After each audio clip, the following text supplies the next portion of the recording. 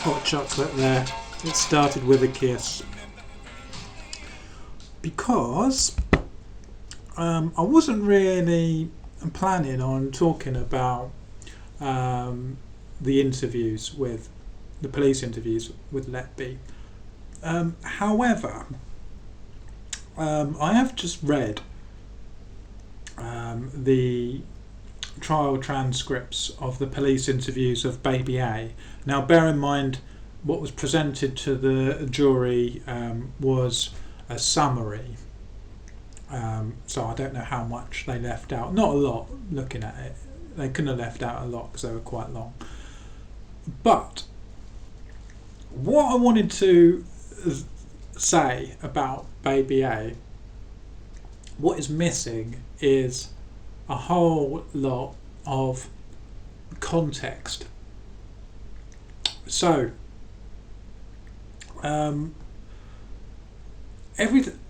everything we hear in the interview with Letby is her view of what went on, and it's just one side that we see. But what you don't get is everything that's gone on beforehand in the background, and the whole context with Baby A is that this baby was prepped and ready to die no matter who came on shift. So what happened with Baby A, baby number one, is I've made a couple of videos about it before, but I'll just do a summary.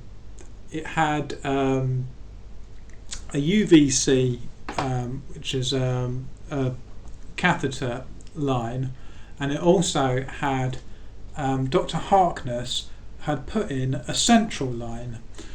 However, this central line was in the wrong place after they had an X-ray, and then it had to be moved, and so they moved it, and then they had another X-ray, and it was still deemed to be in the wrong place, so they hadn't actually used it for a while.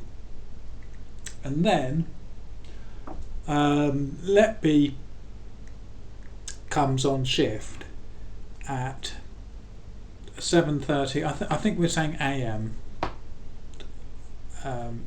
for her handover, and she doesn't actually start work. She doesn't start until 8 AM, but you have that half an hour handover with the other nurses, and then she's at the cot at like 2 minutes past 8. So this baby's long line never actually got moved, as far as we know. The second time it didn't actually get repositioned. However, the doctor, I think it was Dr. Harkness, said go ahead and use it anyway. I'm sure it'll be fine. And lo and behold, they start infusing into this long line. So Letby doesn't know anything about this repositioning, how long it had been inactive. She didn't know about it having to be repositioned twice. She also didn't know that it was actually in the wrong position. So they start infusing fluids into this Baby A. Here it says here, so an X-ray view showed the longers across the midline and possibly the tip to be in the right subclavian and superior vena cava. The line was supposed to be pulled back later. I think there's meant to be a comma there, I don't know. The patient went into apnea, bagging was started immediately. So the line was supposed to be pulled back, but we don't think it did ever get pulled back after being in the wrong position. And incidentally, that is also the findings of the international panel. Baby 1 had 2 central catheters that were left without infusion for up to 4 hours, which predisposed to thrombosis when there is no infusion. Shortly after infusion was started in the most central line, baby A, collapsed. A thrombus from the catheter tip likely migrated to an artery supplying the brainstem, causing sudden collapse and inability to resuscitate the infant. So what's not mentioned here is when they they started infusing fluids. The nurses Melanie Taylor and Lucy Letby started infusing fluids. Straight away the baby looked pale from the centre, and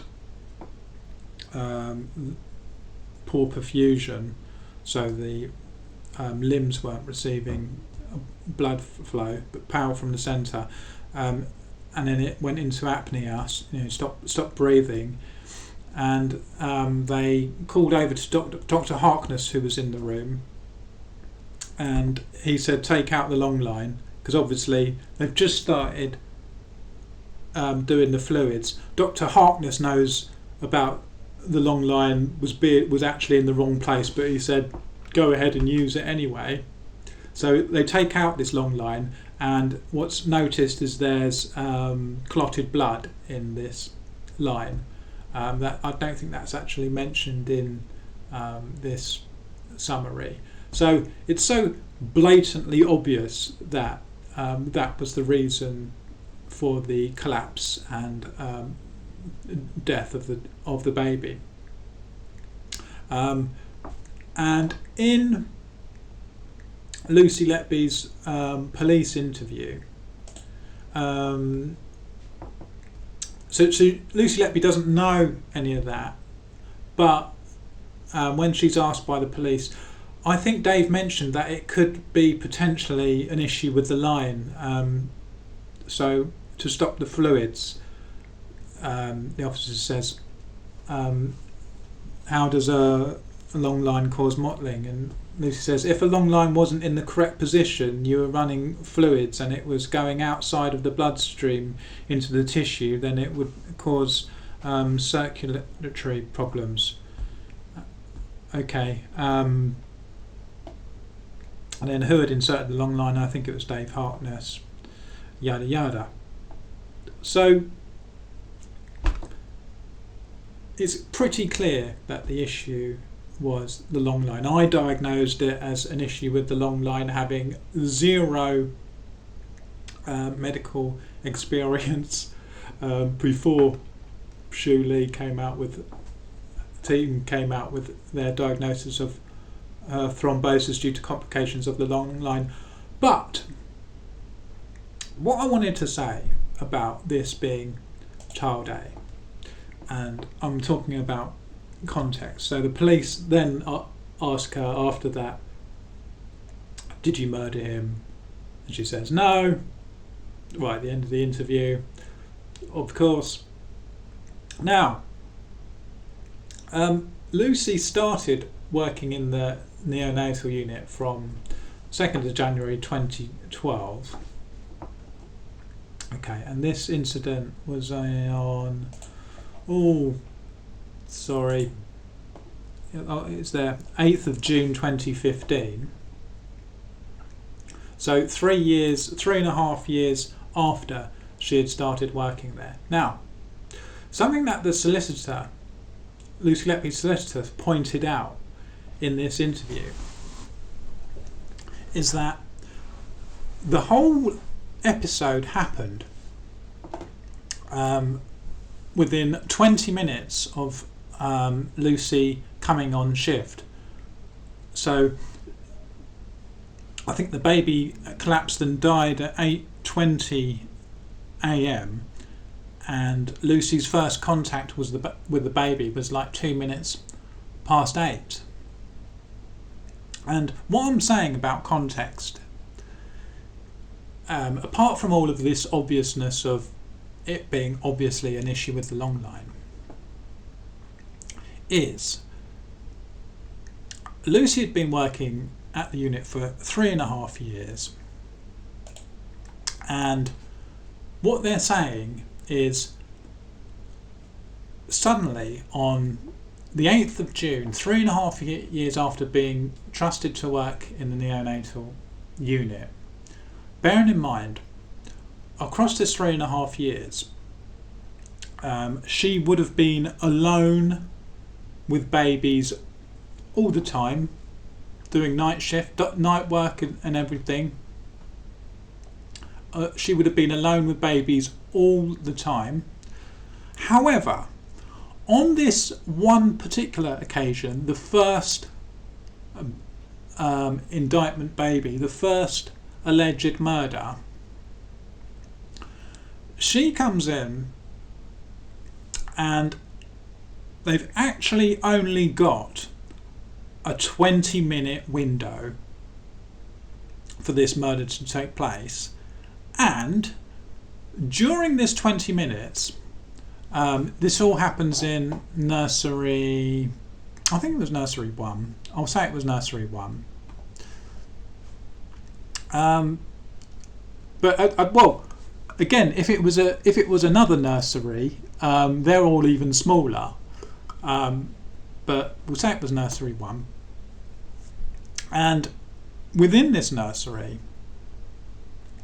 there was Dave Harkness, Melanie Taylor, and Caroline, I think it's Bennett.